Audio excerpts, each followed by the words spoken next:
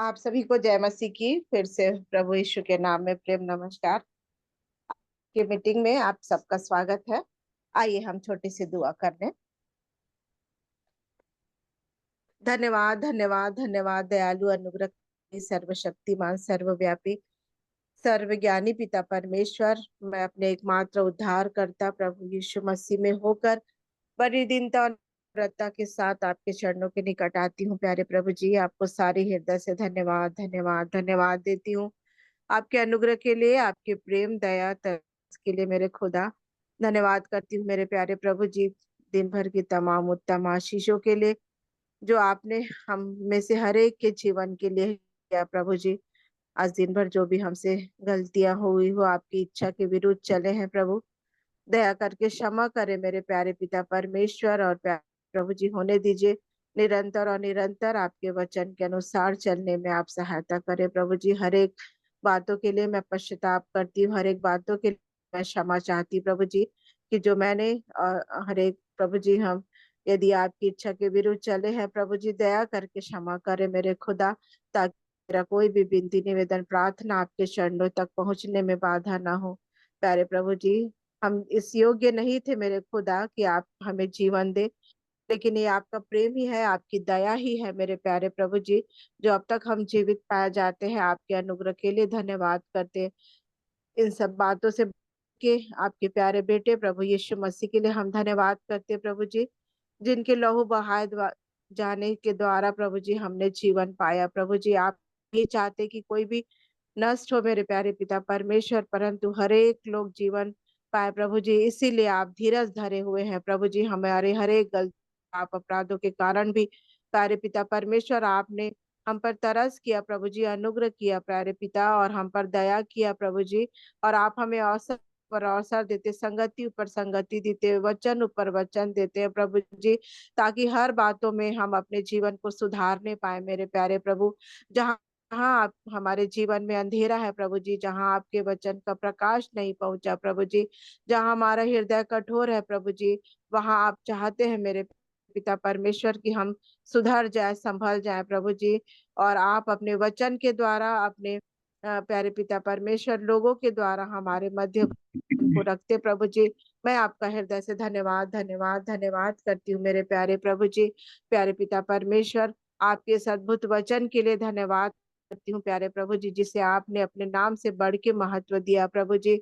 और प्यारे पिता परमेश्वर, ये अद्भुत वचन जो हमारे बीच है प्रभु जी, और धन्यवाद करते हैं प्रभु जी, हम इसे स्वतंत्र रूप से इस वक्त प्रभु जी हम पढ़ने पाते हैं प्रभु जी, संगति करने पाते हैं, वचन की संगति करने पाते, महिमा करने पाते हैं प्रभु जी। लेकिन प्यारे पिता परमेश्वर, बहुत सारे ऐसे जगह है प्रभु जी जहाँ प्यारे पिता परमेश्वर स्वतंत्र रूप से आपके नाम को नहीं लिया जा सकता मेरे प्यारे प्रभु। दया करे, अनुग्रह करे, ऐसी परिस्थिति में भी प्रभु जी आप हर एक की सहायता और अगुवाई करें, क्योंकि ये होना अवश्य है प्रभु जी।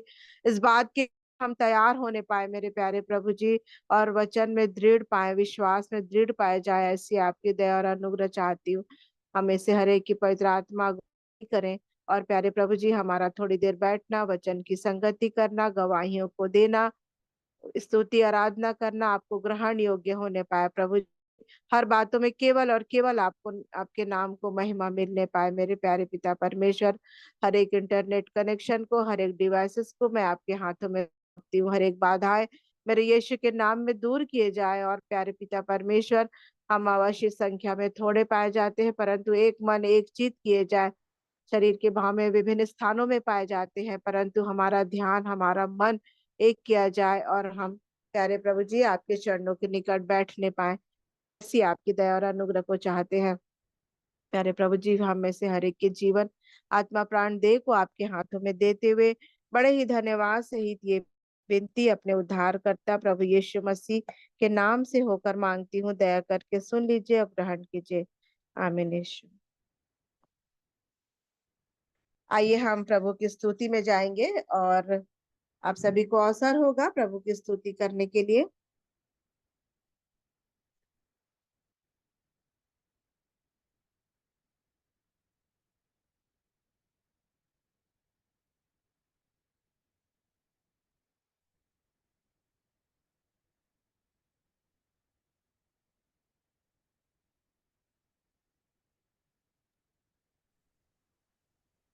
आप सबको शालोम।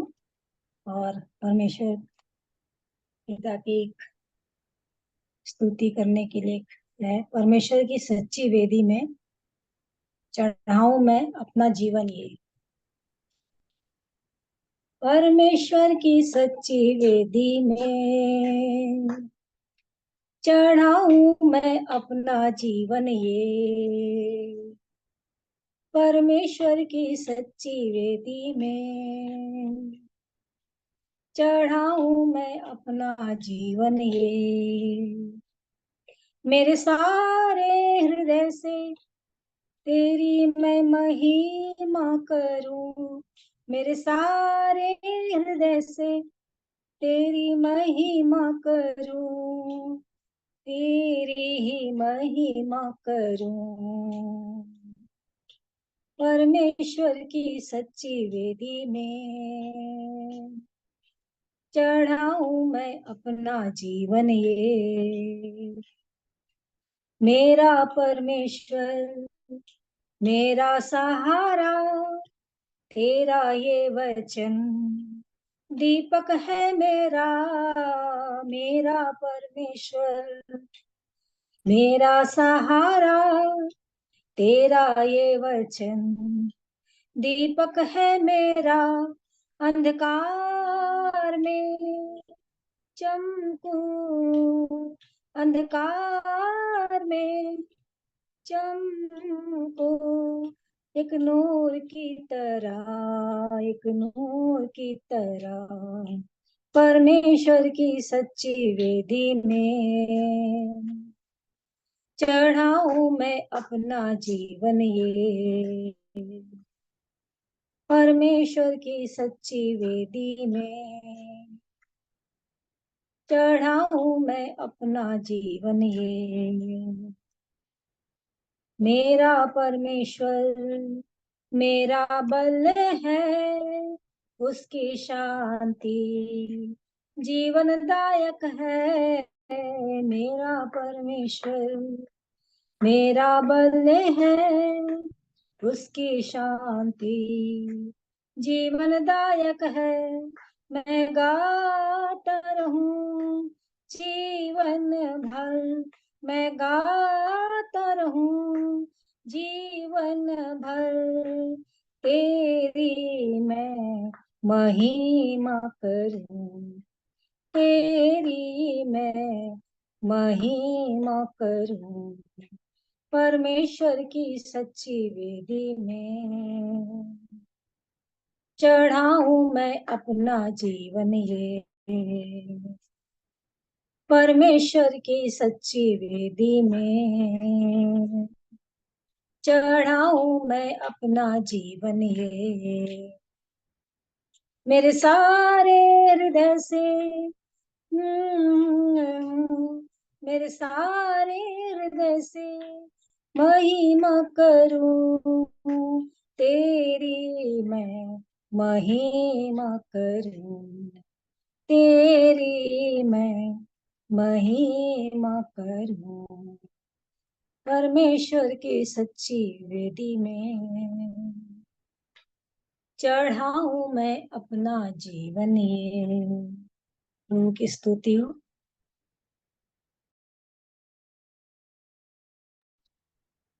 प्रभु की स्तुति हो। बहुत ही सुंदर गीत के लिए आंटी जी को धन्यवाद। प्रभु की महिमा हो। एक गीत मैं भी गा लूंगी।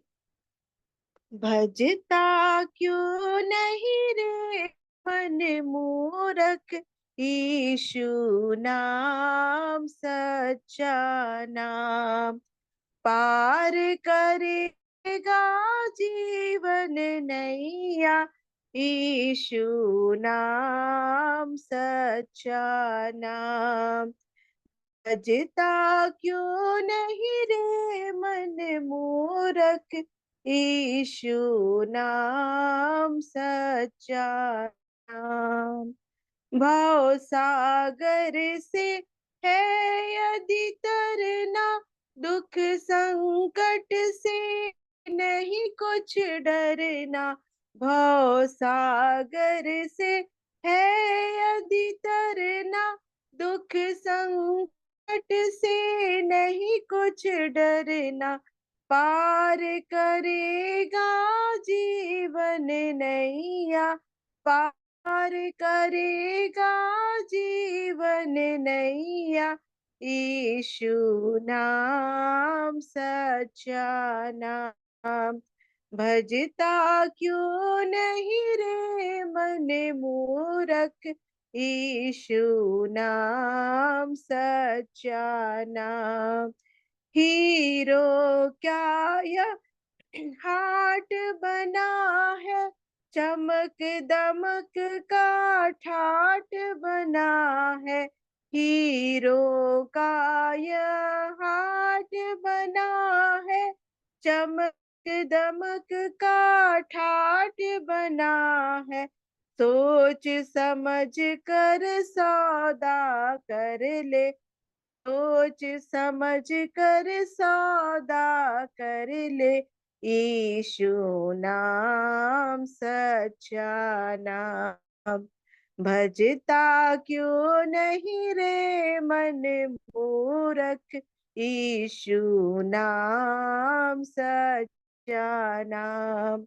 दुनिया के हैं नाते गोते, तज दे सबको हंसते रोते, दुनिया के हैं नाते गोते, तज दे सबको हंसते रोते, प्रभु नाम नित जप ले भज ले, प्रभु नाम नित जप ले भज ले, यीशु नाम सच्चा नाम, भजता क्यों नहीं रे मन मूरख, यीशु नाम सच्चा नाम।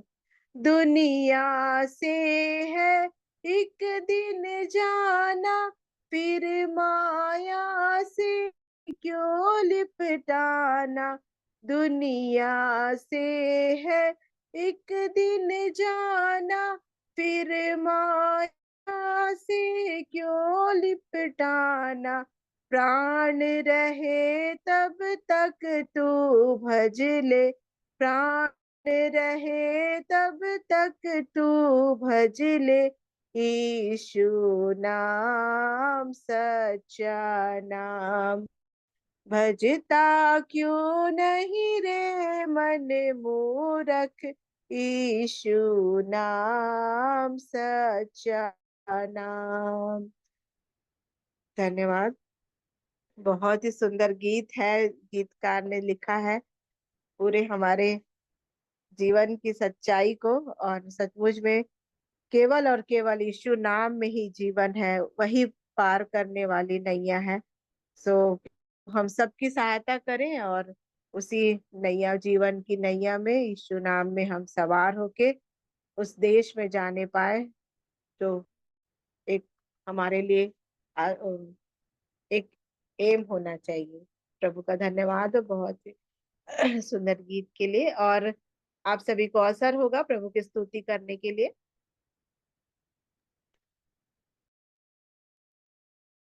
मैं भी प्रभु की स्तुति करूंगी। एक आग हर दिल में हमको जलाना है, एक आग हर दिल में हमको जलाना है, भटके हुए जीवन प्रभु से मिलाना है, भटके हुए जीवन प्रभु से मिलाना है, एक आग हर दिल में संसार की आशा भरी नजरें हमी पर है, का संदेश भी कांधों के ऊपर है। संसार की आशा भरी नजरें हमी पर है। उद्धार का संदेश भी कांधों के ऊपर है।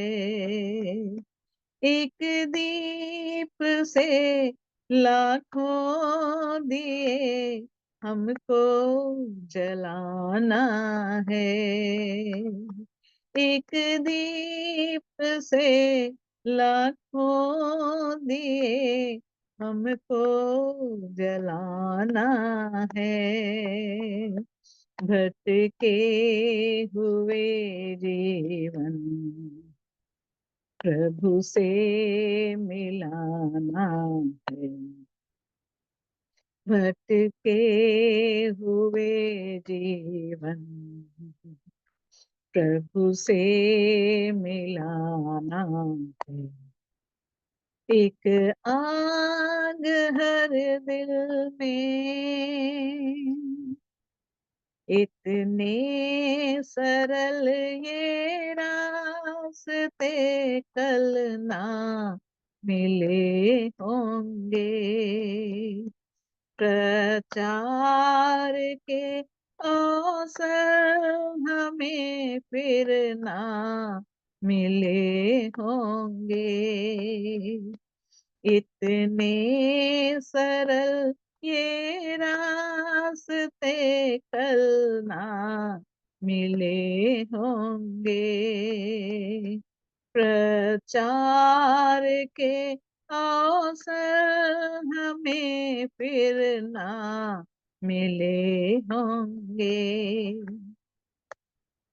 तैयार रहना कल हमें खुद को मिटाना है। तैयार रहना कल हमें खुद को मिटाना है। भटके हुए जीवन प्रभु से मिलाना है। भटके हुए जीवन प्रभु से मिलाना है। एक आग हर दिल में हमको जलाना है। एक आग हर दिल में हमको जलाना है। भटके हुए जीवन प्रभु से मिलाना है। भटके हुए जीवन प्रभु से मिलाना है। एक आग हर दिल में। प्रभु की प्रभु की स्तुति हो। आंटी जी को बहुत धन्यवाद सुंदर स्तुति गान के लिए। और सचमुच में हमको भी जलते रहना है और आग हर एक के मन में लगाना है। और आगे भी आप सभी को अवसर होगा प्रभु की स्तुति करने के लिए।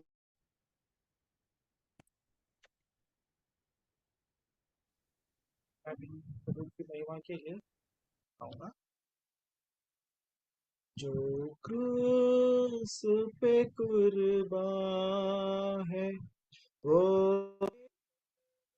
मसीहा है। हर जख्म जो उसका है वो मेरे गुनाह का है।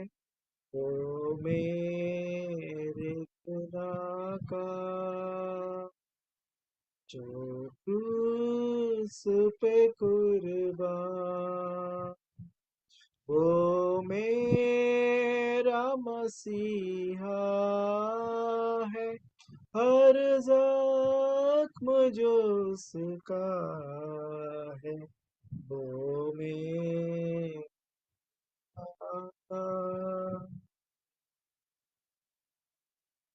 देने को मुझे जीवन, खुद मौत सही उसने, खुद मौत सही उसने।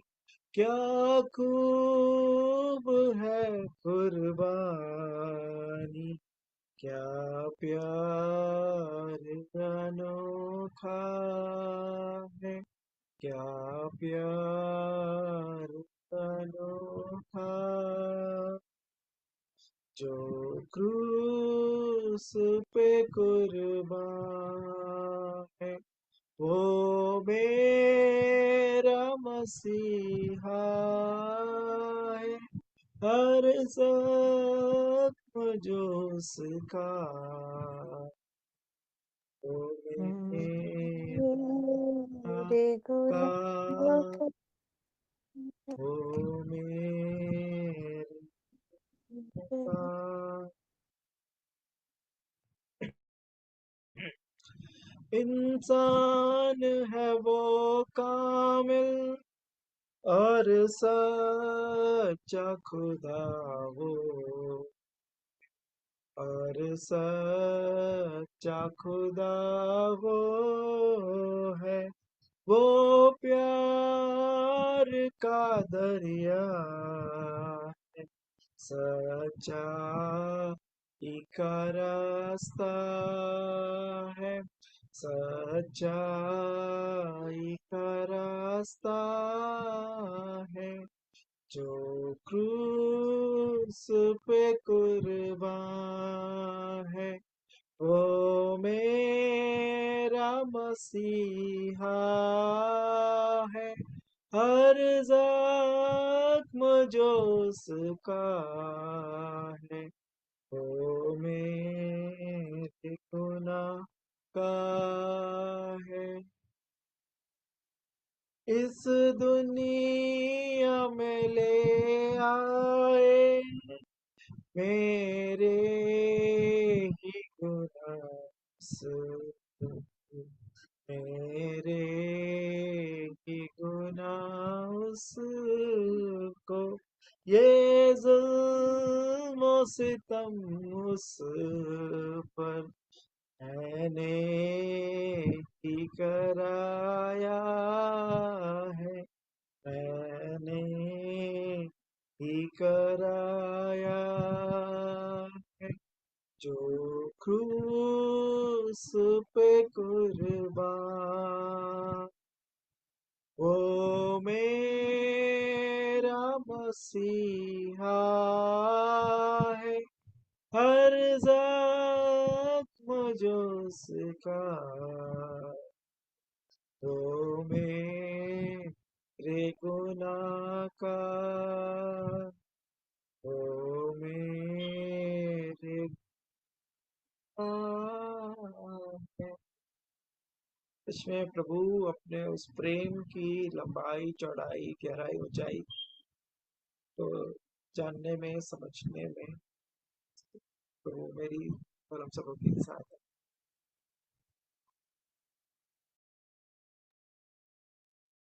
बाबा को बहुत धन्यवाद सुंदर गीत के लिए। सचमुच में प्रभु सहायता करे, उस सच्चाई के रास्ता पे सब चलने पाए, सब कोई सच्चाई को ग्रहण करने पाए और उस पे चलने पाए।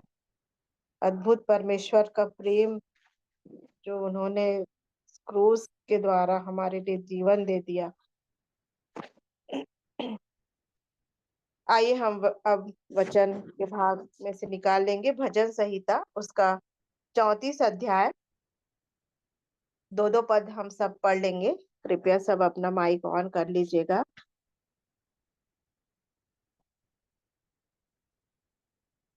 भजन संहिता उसका 34 अध्याय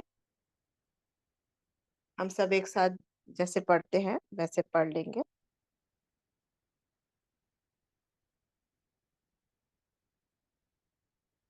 मैं हर समय यहोवा को धन्य कहा करूंगा, उसकी स्तुति निरंतर मेरे मुख से होती रहेगी। मैं यहोवा पर घमंड करूंगा, नम्र लोग यह सुनकर आनंदित होंगे। मेरे साथ मेरे यहोवा साथ की यह जी हाँ जी, हाँ पढ़ लीजिए। Thank you. मेरे साथ यहोवा की बड़ाई करो और आओ हम मिलकर उसके नाम की स्तुति करें। मैं यहोवा के पास गया, तब उसने मेरी सुन ली और मुझे पूरी रीति से निर्भय किया। जिन्होंने उसकी ओर दृष्टि की, उन्होंने ज्योति पाई और उनका मुंह कभी काला ना होने पाया। इस दिन जन ने पुकारा, तब यहोवा ने सुन लिया और उसको उसके सब कष्टों से छुड़ा लिया। यहोवा के डरवैयों के चारों ओर उसका दूत छावनी किए हुए उनको बचाता है। परख कर देखो कि यहोवा कैसा भला है। क्या ही धन्य है वह पुरुष जो उसकी शरण लेता है। हे यहोवा के पवित्र लोगों, उसका भय मानो, क्योंकि उसके डरवैयों को किसी बात की घटी नहीं होती। जवान सिंहों को तो घटी होती और वे भूखे भी रह जाते हैं, परंतु यहोवा के खोजियों को किसी भली वस्तु की घटी ना होगी। हे लड़कों, आओ मेरी सुनो, मैं तुमको यहोवा का भय मानना सिखाऊंगा। वह कौन मनुष्य है जो जीवन की इच्छा रखता और दीर्घायु चाहता है, ताकि भलाई देखे।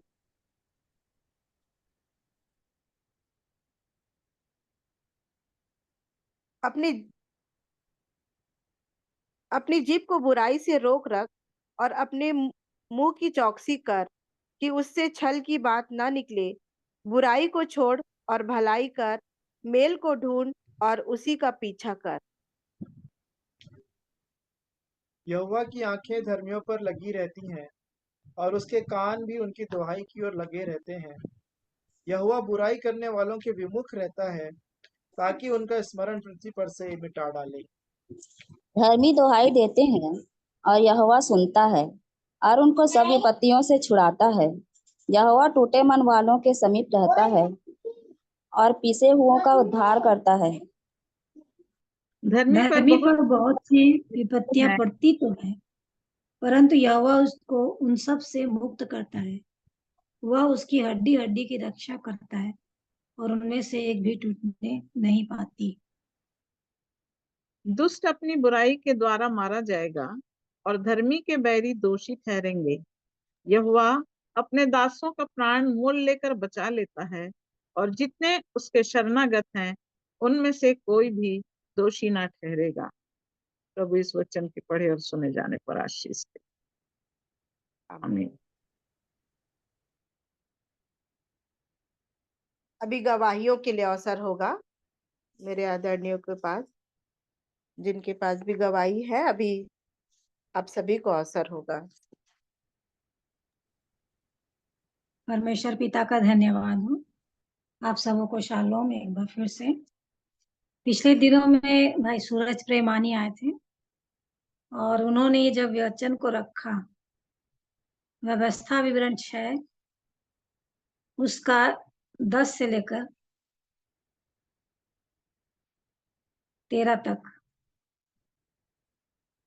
यहाँ लिखा है व्यवस्था विवरण 6 उसका 10 से 12 तक है।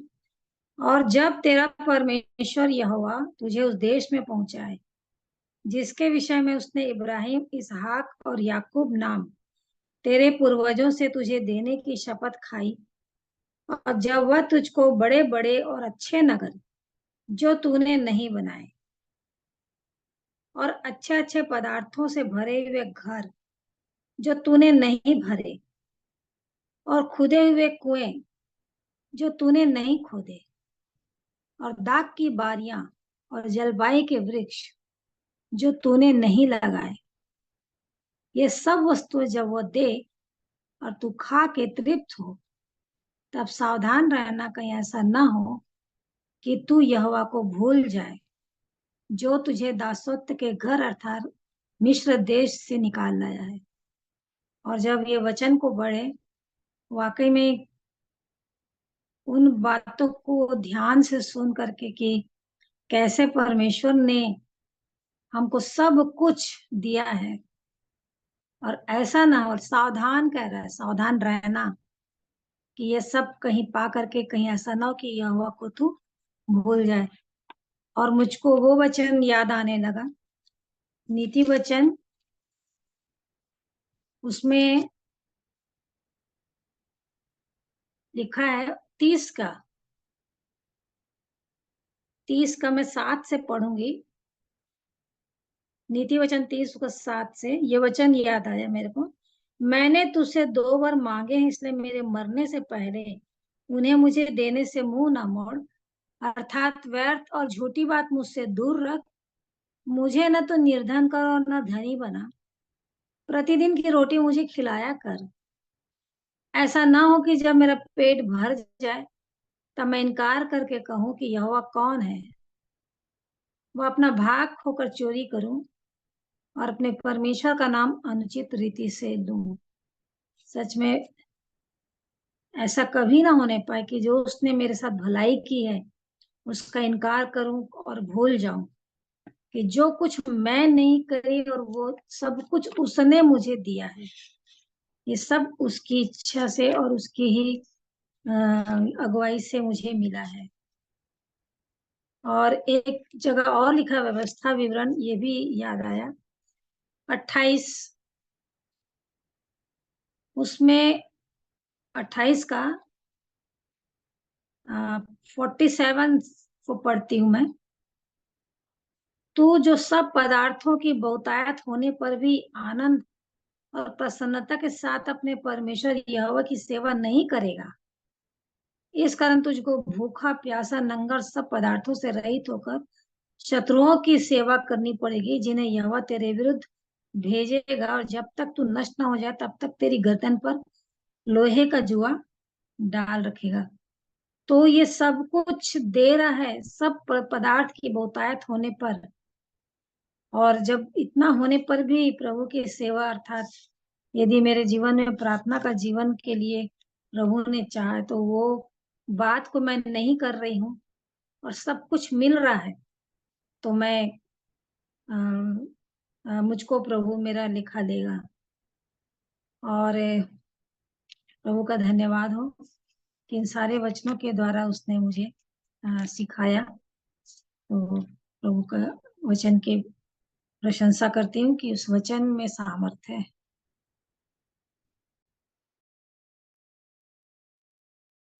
आंटी जी को धन्यवाद।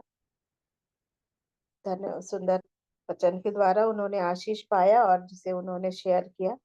और भी आप सभी प्रियो को अवसर होगा, यदि कोई गवाही रखना चाहते हैं या जिस भी वचन के भाग से आशीष मिला है, जो भी सीखे हैं वो भी बांट सकते हैं।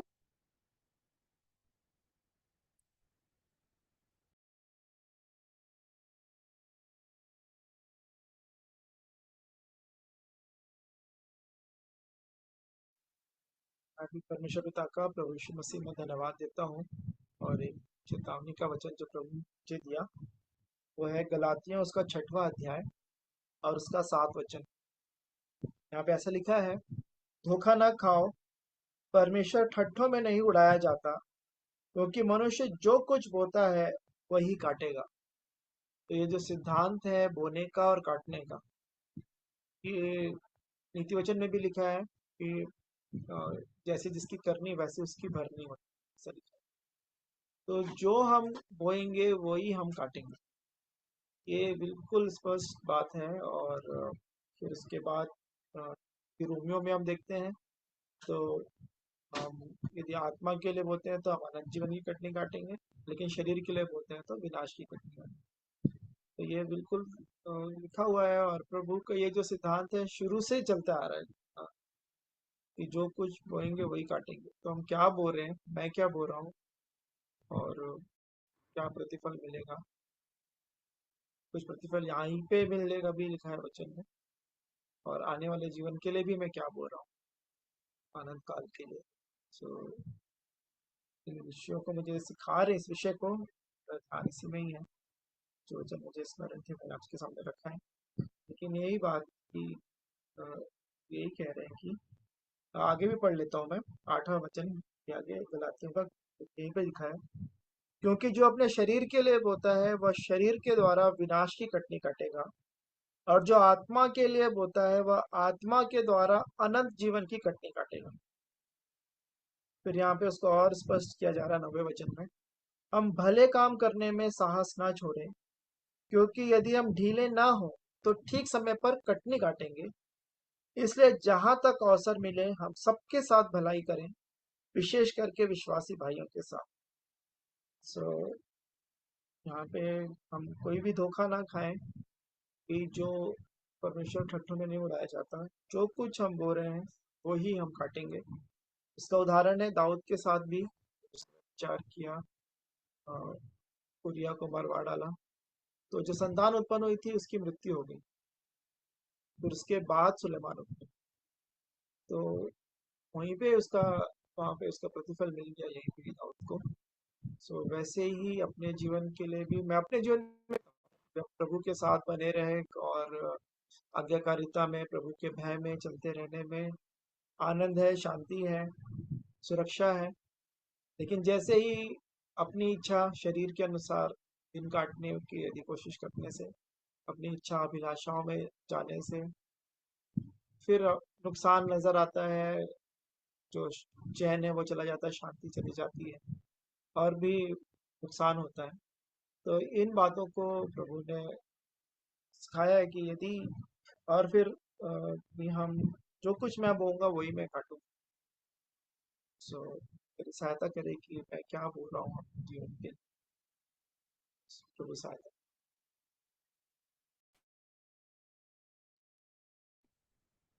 धन्यवाद बाबा को सुंदर वचन के लिए।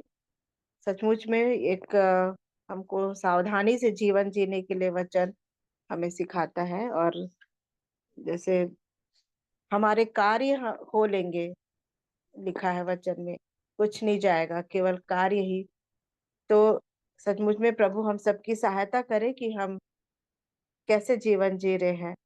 और अद्भुत वचन के लिए प्रभु का धन्यवाद करती हूँ।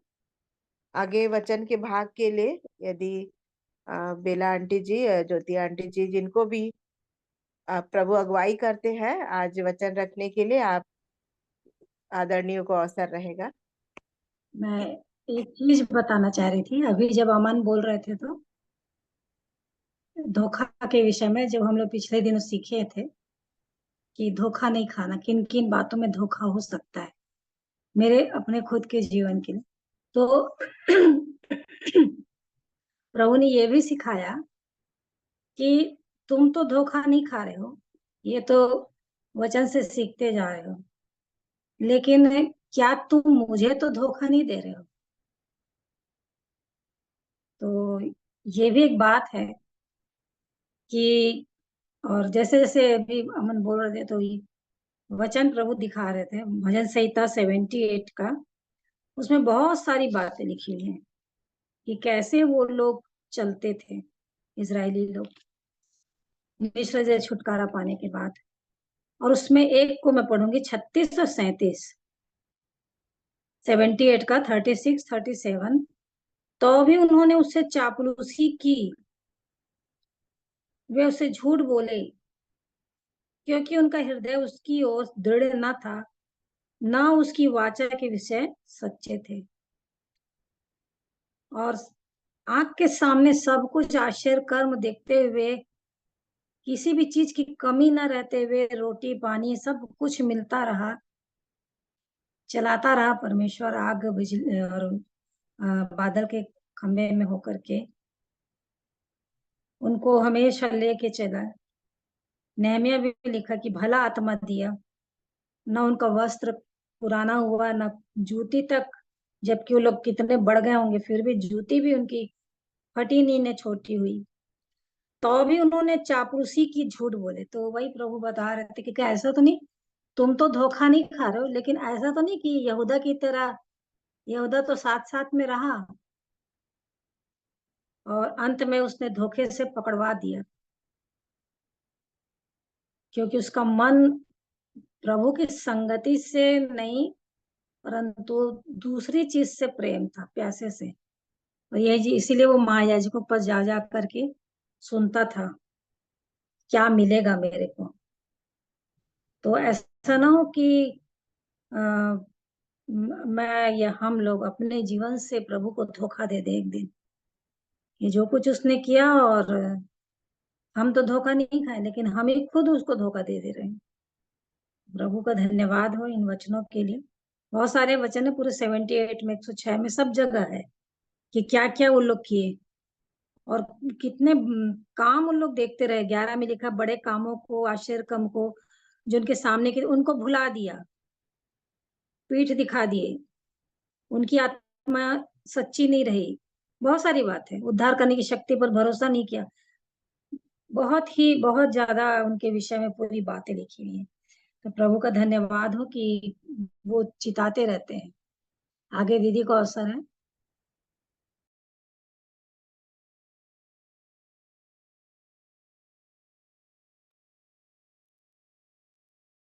परमेश्वर पिता का धन्यवाद करती हूँ सुंदर समय के लिए। और जैसे सब गवाही दे रहे थे, तो बीते दिनों में मैं और इंदिरा सिस्टर, हम दो और एक कोई हमारे साथ और जुड़े थे, हम तीन ही लोग थे।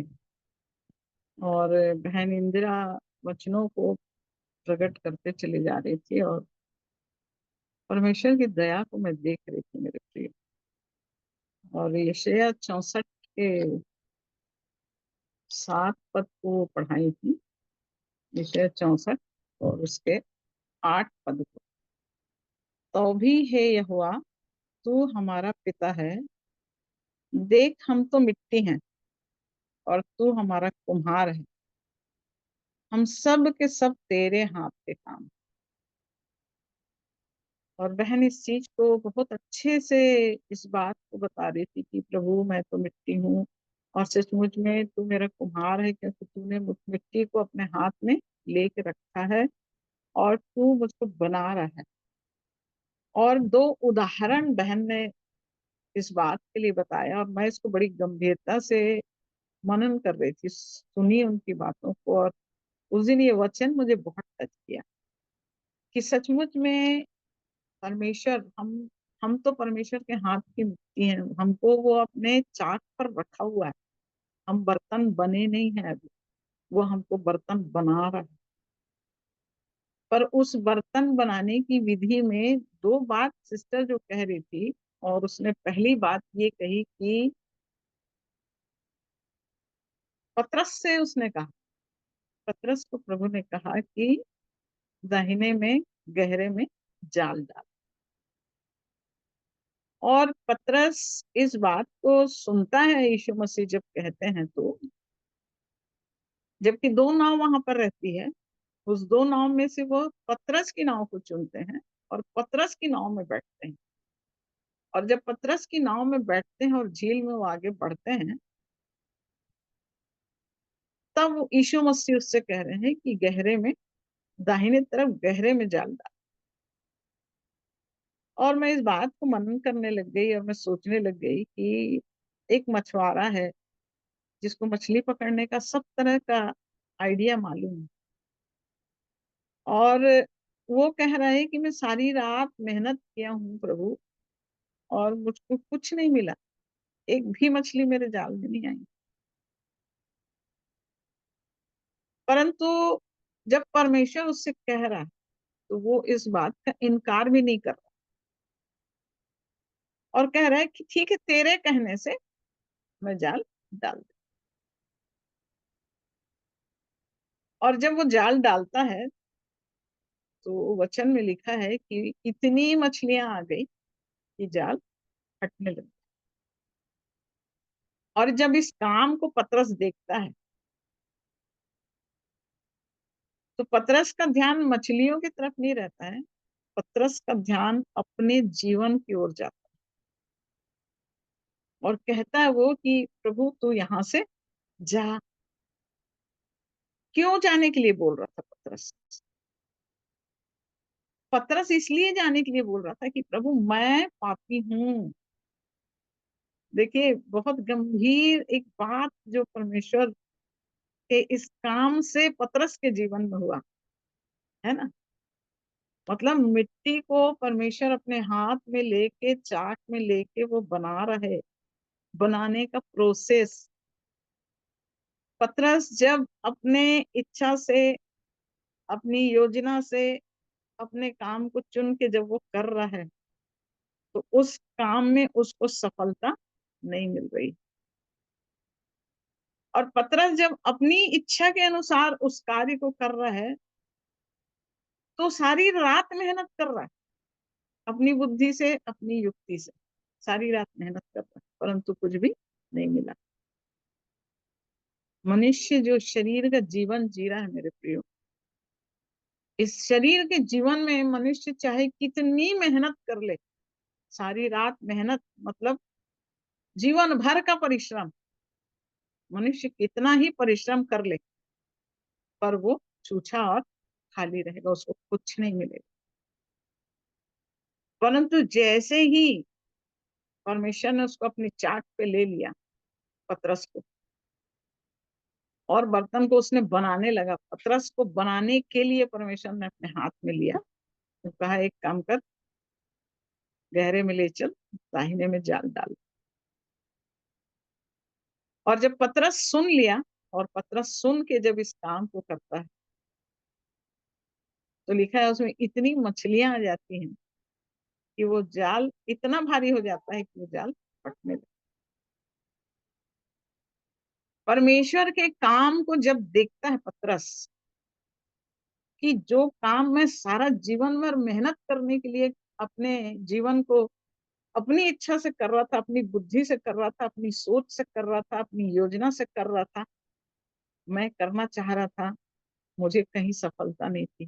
परंतु जब मैं अपने परमेश्वर के पास आया, तो उस आश्चर्य कर्म को देखता हुआ अपने जीवन में मेरे प्रियो, जब मैं भी अपने प्रभु के जीवन को जानी, जब सत्य को जानी, जब मैं परमेश्वर के पास आई, संसार की रीति से हम जो भी कर रहे थे, शरीर की रीति हम जो भी कर रहे थे, वो सब कुछ व्यर्थ व्यर्थ व्यर्थ। परंतु पतरस ने अपने जीवन को देखा। एक समय आया जब हम अपने जीवन को देखने लग गए, और जब हम अपने जीवन को देखने लगे, तो किससे? परमेश्वर के वचन से।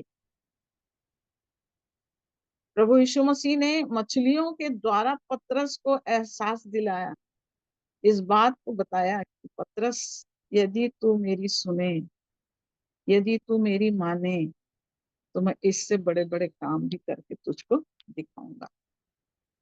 और यही बात पतरस को अपने जीवन को देखने के लिए, तब वो पतरस कह रहा था, प्रभु तू चले गए यहाँ से, मैं पापी हूँ, मैं इस योग्य नहीं हूँ प्रभु, मैं इस योग्य नहीं हूँ।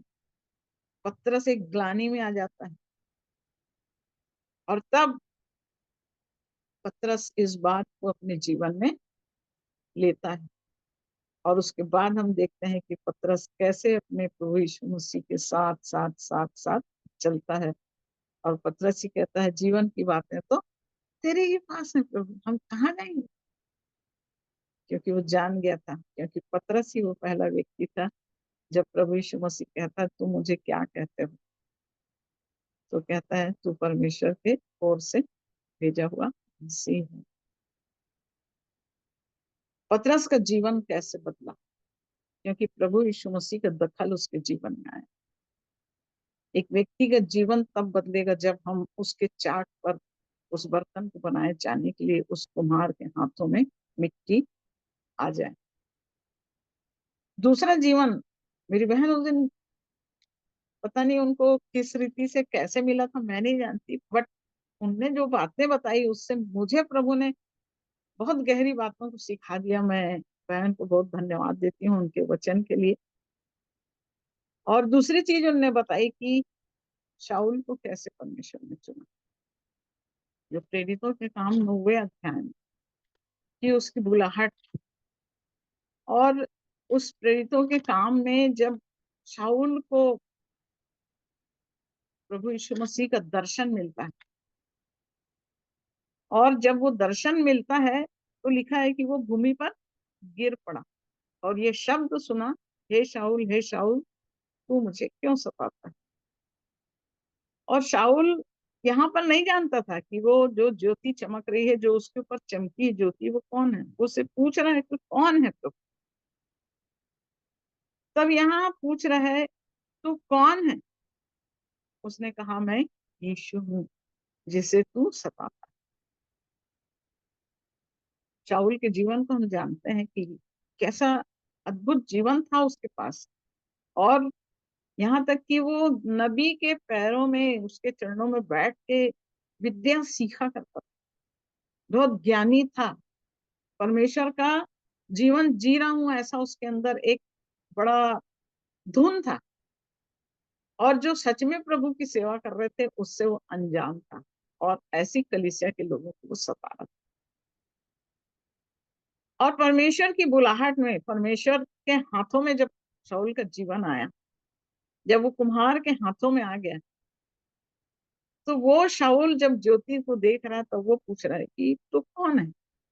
तब प्रभु यीशु मसीह ने उसे प्रकट किया कि मैं यीशु हूँ जिसको तू सताता है।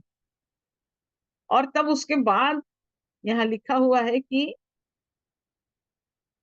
3 दिन तक शाऊल जो है वो किस दशा में रहा। उसने न खाना खाया, ना उस ज्योति के कारण उसकी आंखों में कुछ दिखाई दे रहा था, और वो आंसू बहा बहा के क्या कर रहा था, केवल पश्चाताप कर रहा था।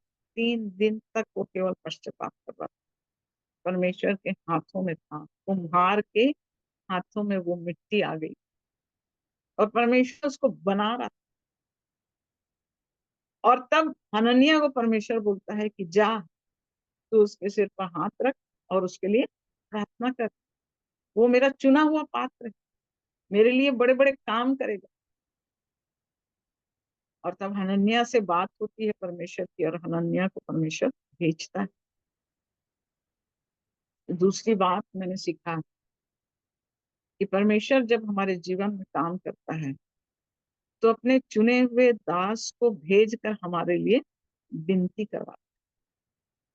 क्योंकि जब हनन्याह ने हाथ रख के प्रार्थना किया शाऊल के लिए, तो लिखा है कि उसकी आंखों से छिलके गिरे। वो पश्चाताप जो उसके जीवन में हो रहा था, अब संसार के लिए उसकी आंखें बंद हो गई और आत्मिक आंखें उसकी खुल गई। वो छिलका गिर गया, जो संसार के लिए था वो छिलका गिर गया। अब संसार की सड़ाहट से, संसार के बंधन से, संसार के गुनाहों से, संसार की हर दशा से शाऊल मुक्त हो गया। और लिखा है जब उसकी आंख खुली तो उसने बपतिस्मा लिया और भोजन किया और बल पाया। ये बात सिस्टर इंदिरा बता रही थी, और ये बात मैं अपने जीवन में इसको मनन कर रही थी, और प्रभु ने मुझे बहुत आशीषित किया कि परमेश्वर के वचन की सहायता से जब हम बात करते हैं मेरे प्रियो, तो कहीं ना कहीं वचन हमको अपनी दशा को दिखाता है। और तब मैंने भी कहा सचमुच में प्रभु मैं तो मिट्टी हूँ, आप मेरे कुम्हार हो और आप वो बर्तन मुझे बना रहे हैं प्रभु। और लिखा है यहाँ पर हम सब के सब तेरे हाथ के काम, तेरे हाथ के काम। हमारा जीवन कौन क्या है, जब हम उसको जान जाते हैं, जब हम उसकी इच्छा में, उसकी महिमा में, जब हमारा जीवन, ये मिट्टी जो है, जब एक नया पात्र के रूप में कुम्हार के हाथों में आके बनती है, हम सब के सब अब उसके हाथ के काम बन जाते हैं। मैं बहन इंदिरा को बहुत धन्यवाद देती हूँ इन वचनों के लिए जो उनको प्रभु ने दिया। उनके जीवन में कहाँ तक प्रभु ने उनको समझाया वो मैं नहीं जानती, लेकिन वो जब कह रही थी तो प्रभु ने मुझे समझाया। इस बात से मुझे बहुत बहुत, यानी परमेश्वर कैसे जब एलिया को कौवे से खाना खिला सकता है, तो मैंने इसी चीज को मनन किया कि प्रभु किसी से भी बोल सकता है। यदि प्रभु को मुझसे बात करना है तो किसी बहुत बड़े दास की या बहुत चुने हुए नहीं, परमेश्वर किसी से भी बात कर सकता है और कहीं पर भी बात कर सकता है। तो प्रभु ने इन वचनों से मुझसे बात किया, उसके लिए मैं बहुत धन्यवाद देती हूँ प्रभु का कि क्या हम वो मिट्टी हैं जो प्रभु ने अपने हाथों में लिया है, क्योंकि वो हमारा कुम्हार, हम सब उसके हाथों के काम हैं। क्या उसके हाथों के काम है हमारा जीवन? क्या उसके हाथों का काम? क्या ये मिट्टी उसका बनाया हुआ पात्र बनी? यदि बनी है मेरे प्रियो, तो पतरस का जीवन बदला, शाऊल का जीवन बदला, और शाऊल कहता है तुम मेरी सी चाल चलो, क्योंकि मैं मसीह की सी चाल चलता हूँ। जब शाऊल का जीवन बदला, वो पौलुस बना, तो वो पौलुस, उसने मसीह को अपने अंदर इतना ले लिया कि वो कहता मैं मसीह की सी चाल चलता हूँ। हम सब उसके हाथों के काम। तो क्या हम अपने परमेश्वर के हाथों का काम बनते हैं और उसकी इच्छा के अनुसार चल रहे हैं? शाऊल के समान उस बुलाहट को सुन के उसने फिर अपने आप को प्रभु के लिए सौंप दिया, वो पीछे नहीं हटा। पतरस जीवन पर्यंत प्रभु की सेवा करता रहा। उसने कहा कि हम तुझे छोड़कर कहाँ जाएंगे प्रभु, जीवन की बातें, अनंत जीवन की बातें तेरे पास। हम भी एक है, मैं भी एक कहूँ प्रभु को कि प्रभु मैं तुझे छोड़कर कहाँ जाऊं? अनंत जीवन की बात तो सिर्फ आपके पास है प्रभु, मैं आपको छोड़ के कहाँ जाऊं? तो प्रभु इन बातों के द्वारा हमको सिखाता है कि हम जो प्रतिदिन प्रतिदिन हम थोड़े से लोग, गिनती कभी मत देखिए मेरे प्रियो, 2 लोग भी हैं तो काफी है, क्योंकि हम परमेश्वर की संगति में बैठे, हम परमेश्वर के चरणों में बैठे, इसलिए कोई बात नहीं। हम 2 लोग हैं तो भी प्रभु हमारे बीच में, जहाँ 2 या 3 मेरे नाम से उपस्थित होते हैं, मैं उनके बीच में उपस्थित होता हूँ। तो हम यदि 2 लोग भी बैठकर, मन होना चाहिए, बस एकाग्र मन होना चाहिए। हमारा मन यदि एक रहेगा तो परमेश्वर हमारे बीच में काम करेगा। हमें जो भी वचन मिलेगा उससे वो प्रभु बात करेगा, वो उन वचनों से हमको प्रभु सिखाएगा। तो प्रभु सहायता करे हमारी कि जब परमेश्वर की इच्छा में यूहन्ना, जो पतमुस द्वीप में यूहन्ना को डाल दिया गया, और इसलिए डाल दिया गया था कि अब उसको ऐसी जगह डाल दो जहां से वो, उसकी मृत्यु हो जाए, जहां उसे कोई देखने वाला नहीं हो, ऐसी सुनसान जगह, सिर्फ पानी ही पानी है, तो यूहन्ना की क्या हो जाए? मृत्यु हो जाए।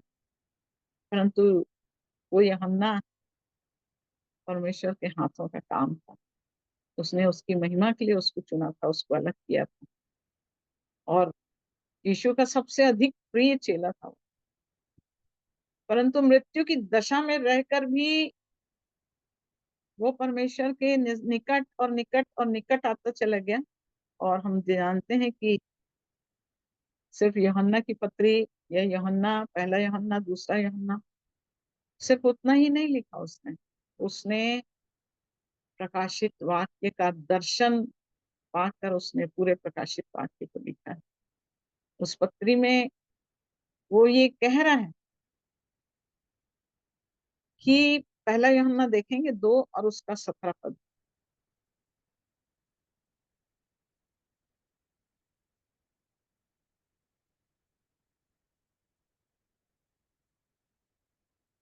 पहला यूहन्ना 2 और उसका 17 पद।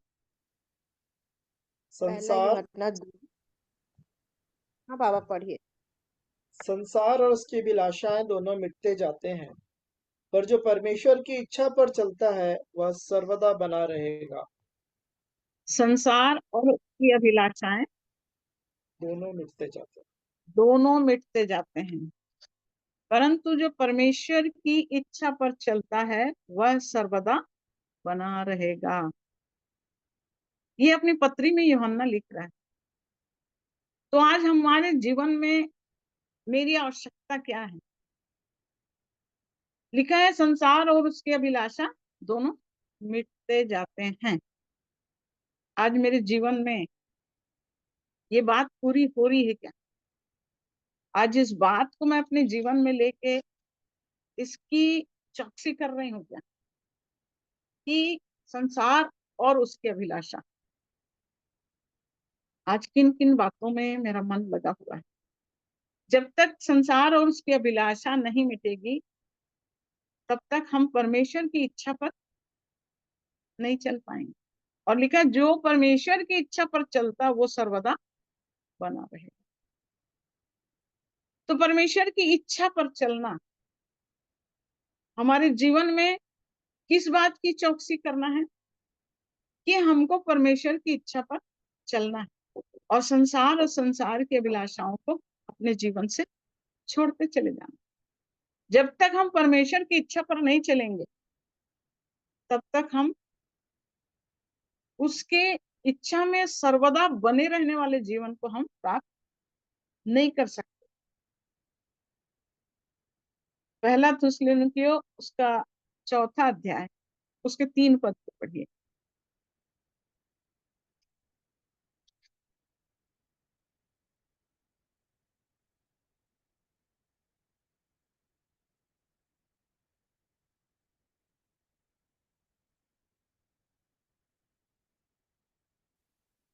क्योंकि परमेश्वर की इच्छा यह है कि तुम पवित्र बनो, अर्थात व्यभिचार से बचे रहो।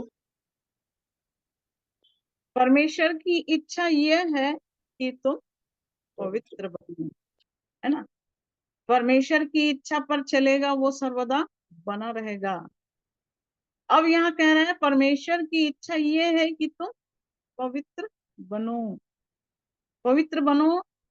और दूसरी बात क्या कह रहे हैं, अर्थात व्यभिचार से बचे रहो, है ना। याकूब 4:4 में कहता है कि हे व्यभिचारिणियों, क्या तुम ये नहीं जानती कि संसार से मित्रता रखनी परमेश्वर से बैर रखना है। यहाँ पर जो व्यभिचार है वो परमेश्वर से बैर रखना, संसार से मित्रता रखना, इसको व्यभिचार का बात कहा है। संसारिक व्यभिचार अलग बात है, परंतु परमेश्वर के विरुद्ध जो विचार हम कर रहे हैं वो भी व्यभिचार में शामिल है।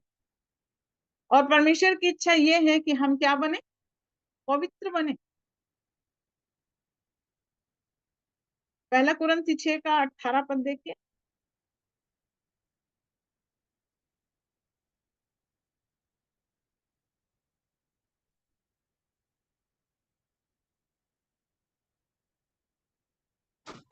पहला कुरिन्थियों 4:18 बोले क्या? 6 का 18। सॉरी। व्यभिचार से बचे रहो। जितने अन्य पाप मनुष्य करता है वे देह के बाहर हैं, परंतु व्यभिचार करने वाला अपने ही देह के विरुद्ध पाप करता है। हाँ, क्या तुम यहाँ पर कह रहा है व्यभिचार से बचे रहो।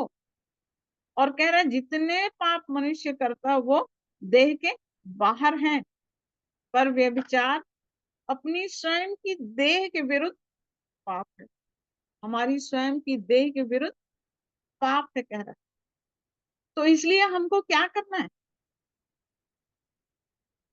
बचे रहो बोल रहा है। इन बातों से हमको बचना है। संसार से मित्रता करनी, परमेश्वर से बैर रखना है। हे व्यभिचारिणियों, क्या तुम ये नहीं जानती, संसार से मित्रता। और ये व्यभिचार का जो पाप है वो देह के अंदर है, इसलिए परमेश्वर की दृष्टि में क्या है, इससे बचे रहने के लिए बोल रहा है। मनुष्य के अंदर हम जानते हैं कि मरकुस 7 का 21 भी एक बार पढ़ लेंगे कि कैसे हमारे अंदर पाप जो है वो बसा हुआ है।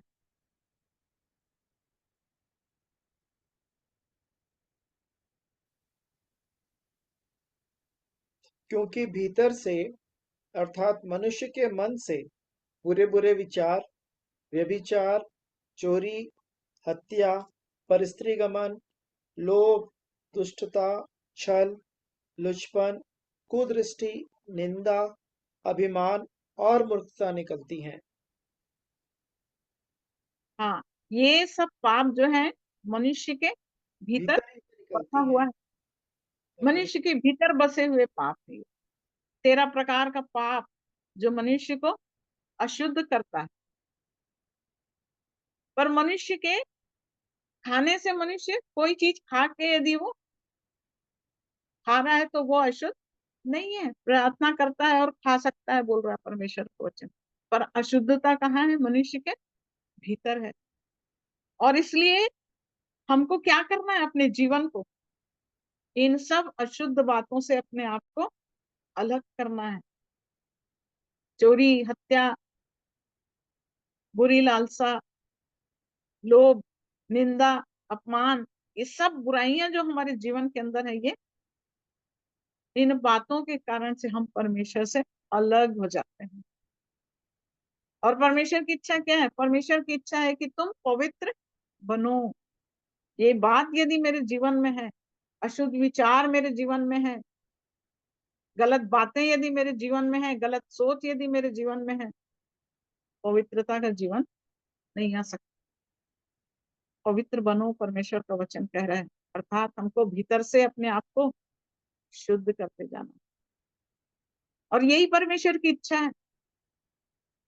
और जब परमेश्वर की इच्छा में हम चलते हैं तो हमको अपने जीवन को, अपने सोच को जांचना है, अपने अंदर उठने वाली बातों को जांचना है कि कौन सी बात मेरे जीवन में आ रही है।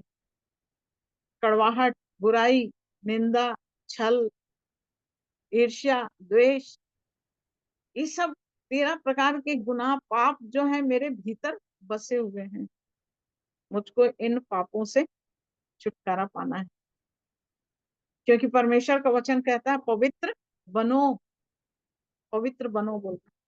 और ये परमेश्वर की इच्छा है। 1 कुरिन्थी 3 उसका 16-17 पढ़ेंगे।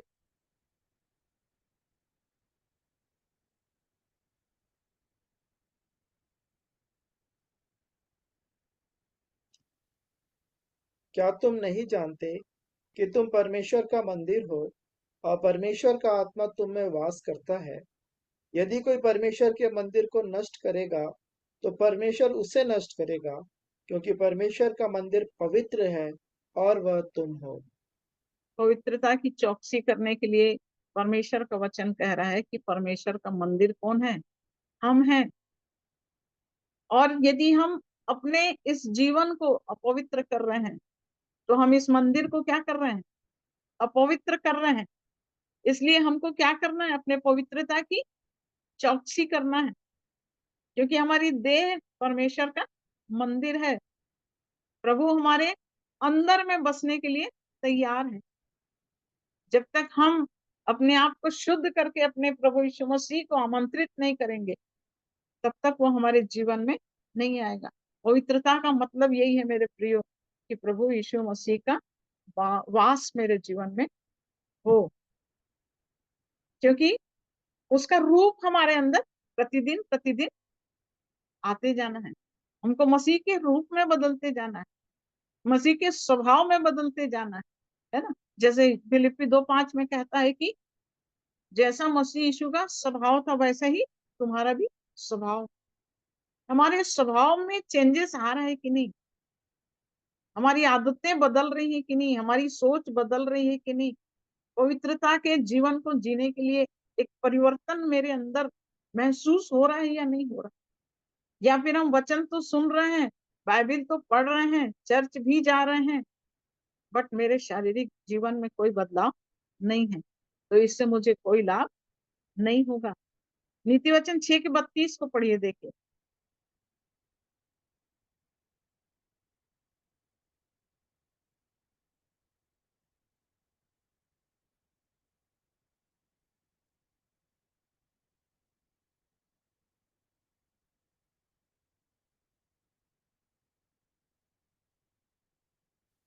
बत्तीसवां वचन।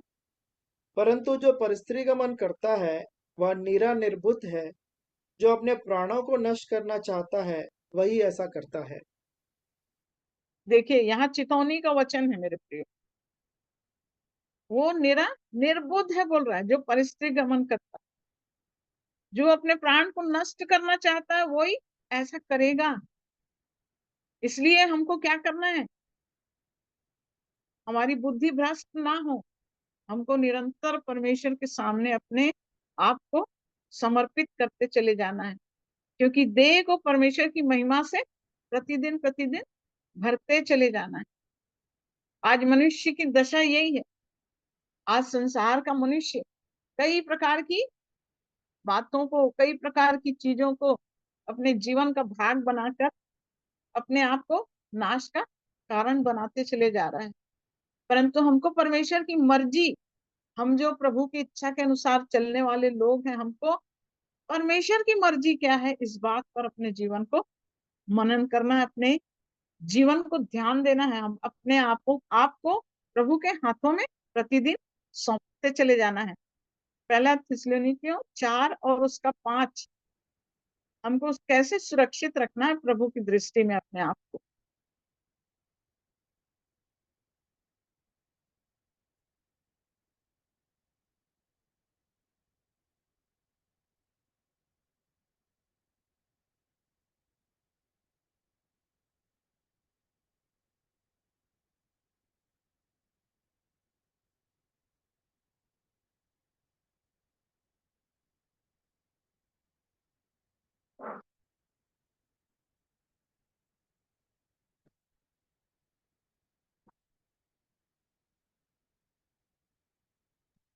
पहला थिस्सलुनीकियों 4 उसका 5वां वचन।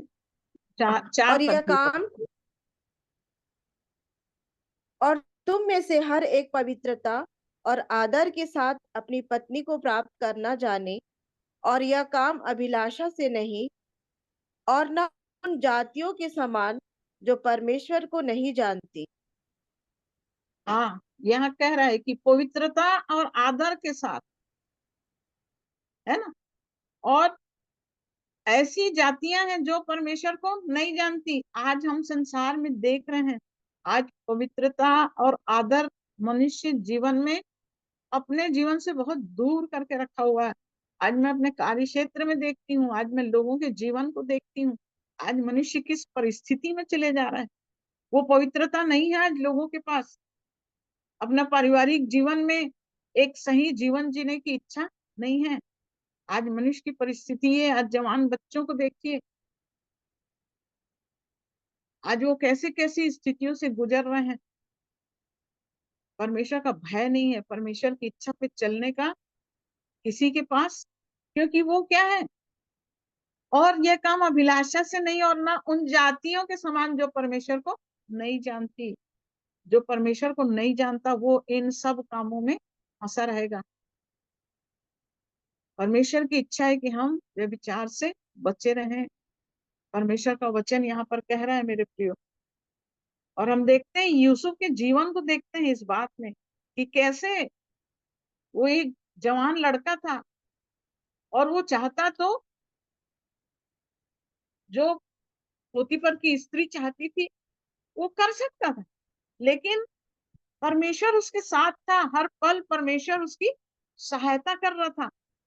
और वो यूसुफ कह रहा है उसको कि मेरे मालिक ने तुझे छोड़कर सब कुछ मुझे सौंपा है।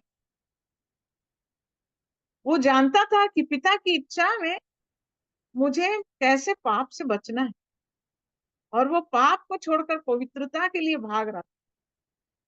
यूसुफ अपने जीवन में अपनी पवित्रता को भंग नहीं करना चाहता। आज मनुष्य क्या कर रहा है, आज मनुष्यों की दशा देखिए। मनुष्य पवित्रता को बिल्कुल भूल गया है, कुछ भी कर रहा है। लेकिन यूसुफ का जीवन, एक पवित्र जीवन, जो व्यक्ति पवित्र जीवन जीता है वो संसार और उसकी अशुद्धता से भागता है मेरे प्रिय। क्यों? क्योंकि परमेश्वर की इच्छा है कि हम पवित्र बने रहें। ये परमेश्वर की इच्छा है, और इसलिए कि वो अपने जीवन में इस बात को जानता था। और इसलिए हमको क्या करना है, पहला थिस्सलुनीकियों 5 उसका 18 पद पढ़िए।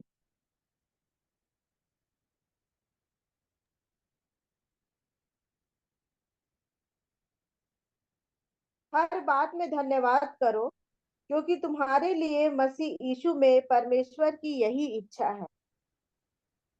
हाँ, इसलिए परमेश्वर का वचन कह रहा है कि यदि हम सचमुच में प्रभु यीशु मसीह के उस लहू से धुले हुए जीवन को जी रहे हैं, तो हमको आज क्या करना है, हर बात में धन्यवाद करते रहो। क्यों धन्यवाद करना है? क्योंकि तुम्हारे लिए मसीह यीशु में परमेश्वर की यही इच्छा है। ये परमेश्वर की इच्छा है कि मेरे और आपको प्रतिदिन अपने जीवन में धन्यवादी बने रहना। जब तक हम हर बात में धन्यवाद नहीं करें, तब तक हम परमेश्वर की इच्छा को पूरा नहीं कर रहे हैं। ये परमेश्वर की इच्छा है। मसीह यीशु में परमेश्वर की ये इच्छा है, बोल रहा है हर बात में धन्यवाद करो। और इसलिए दाऊद राजा के जीवन को हम देखते हैं भजन संहिता में, हर बात में परमेश्वर का धन्यवाद धन्यवाद धन्यवाद। दाऊद राजा के पास यदि कोई बात थी तो दाऊद राजा हर बात में परमेश्वर को लगातार धन्यवाद करता है। उसके पूरे भजनों में हम इस बात को देखते हैं, और हर परिस्थिति में, हर बातों में वो अपने मुख से केवल परमेश्वर का धन्यवाद करता है। उसकी निरंतर उसकी स्तुति उसके मुख से निकलती रहती है। और परमेश्वर इसी बात को हमारे जीवन में भी चाहता है कि हम हर बात में धन्यवाद करें, क्योंकि तुम्हारे लिए मसीह यीशु में परमेश्वर की यही इच्छा है। और इसलिए हमको क्या करना है, हर बात में, हमको हर बात में परमेश्वर का धन्यवाद करते रहना है।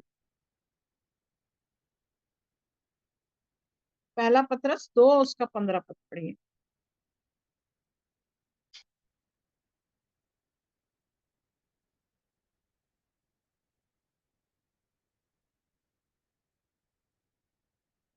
पहला पत्रस 2 का 15।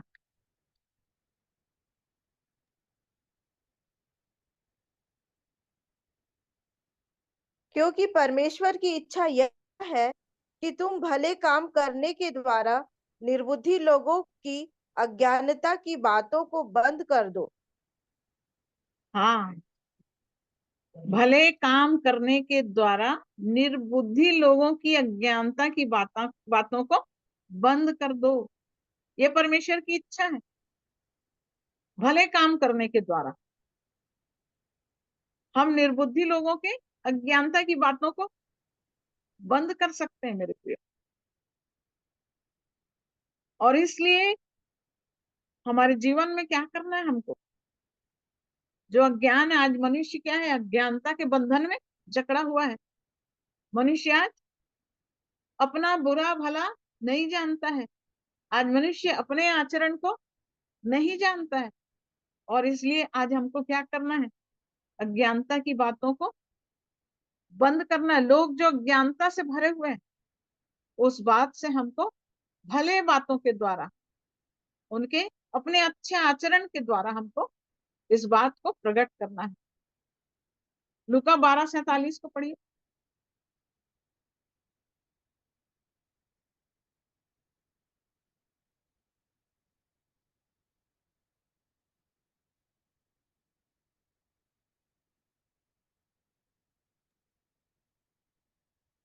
लूका लूका 12 का 47वां वचन। वह दास जो अपने स्वामी की इच्छा जानता था और तैयार न रहा और न उसकी इच्छा के अनुसार चला, बहुत मार खाएगा। देखिए यहाँ पर परमेश्वर का वचन कह रहा है, स्वामी की इच्छा जानकर तैयार ना रहा। आज हमारे पास जो जीवन है, हम जानते हैं प्रभु यीशु मसीह की इच्छा क्या है, वो प्रभु हमसे क्या चाहता है, उस प्रभु की इच्छा क्या है। आज जब हम उसके जीवन को लेके अपने अंदर चल रहे हैं तो हम इस बात को जानते हैं। परंतु परमेश्वर का वचन यहाँ कह रहा है कि स्वामी की इच्छा जानकर तैयार ना रहा। आज अपने आप को हमको जांचने की जरूरत है कि हम तैयार हैं कि नहीं है। हम परमेश्वर की इच्छा पर चलकर, जानकर, उसके अनुसार चलने के लिए हम अपने आप को तैयार कर रहे हैं कि नहीं। और लिखा है कि उसकी इच्छा अनुसार नहीं चला, वो बहुत मार खाएगा।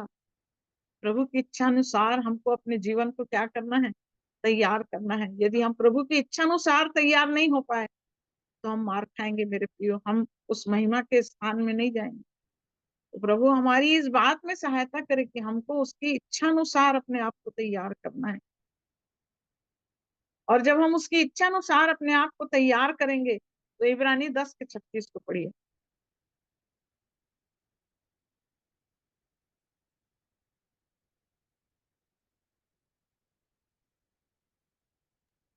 26वां वचन आंटी, 10 का 26। हाँ हाँ, 36। क्योंकि तुम्हें धीरज धरना अवश्य है, ताकि परमेश्वर की इच्छा को पूरी करके तुम प्रतिज्ञा का फल पाओ। परमेश्वर की इच्छा को पूरी करके तुम प्रतिज्ञा का फल पाओ। यदि हम परमेश्वर की इच्छा को पूरी करेंगे मेरे प्रियो, तो प्रतिज्ञा, उसने क्या प्रतिज्ञा किया कि वो आएगा और हमको अपने साथ वहां ले जाएगा। ये प्रतिज्ञा है प्रभु यीशु मसीह। तो यदि उस प्रतिज्ञा के अनुसार हम अपने आप को तैयार कर रहे हैं, तो धीरज से जब हम उसकी बाट जोहते रहेंगे और परमेश्वर की उसकी इच्छा को पूरा करेंगे, तो लिखा है यहाँ पर कि प्रतिज्ञा का फल पाएंगे। हम आज प्रतिज्ञा के फल को पाने के लिए क्या हम अपनी तैयारी कर रहे हैं? प्रभु यीशु मसीह ने अपने चेलों से एक बात कहा, यूहन्ना 4 और उसका 34 पद देख लीजिए।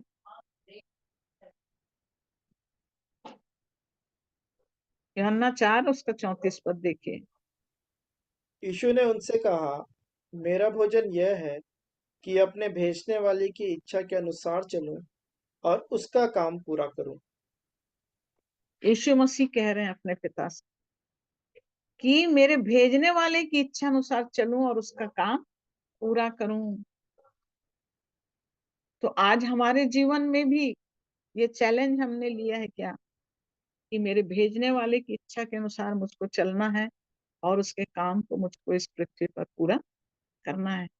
प्रभु यीशु मसीह ने अपने जाने से पहले इस बात को कहा कि पिता, जिस काम को तूने करने के लिए मुझे पृथ्वी पर भेजा था, उस काम को पूरा करके मैंने इस पृथ्वी पर तेरी महिमा की है।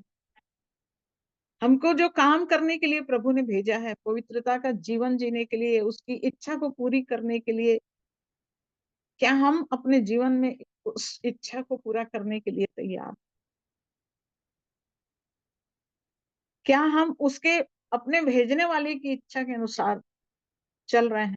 यदि हम अपने भेजने वाले की इच्छा के अनुसार चल रहे हैं, तो हम आत्मा में प्रतिदिन बलवंत होते चले जाएंगे और उस प्रतिज्ञा के फल को जो उसने हमारे लिए रखा है, वो परमेश्वर अवश्य हमको देगा। तो हमको परमेश्वर की इच्छा के अनुसार चलना है मेरे प्रियो।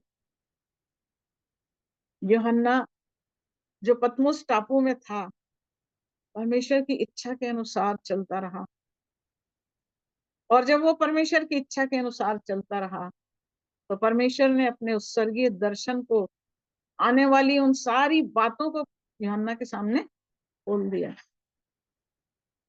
हम यदि अपने आप को प्रभु के हाथों में सरेंडर करते हैं, जैसे यशायाह 64 के 7 पद में कह रहा है कि हम मिट्टी हैं और तू हमारा कुम्हार है, हम सब तेरे हाथों के काम। क्या हम अपने परमेश्वर के हाथों का काम बनकर उसकी इच्छा को अपने जीवन से पूरी कर रहे हैं?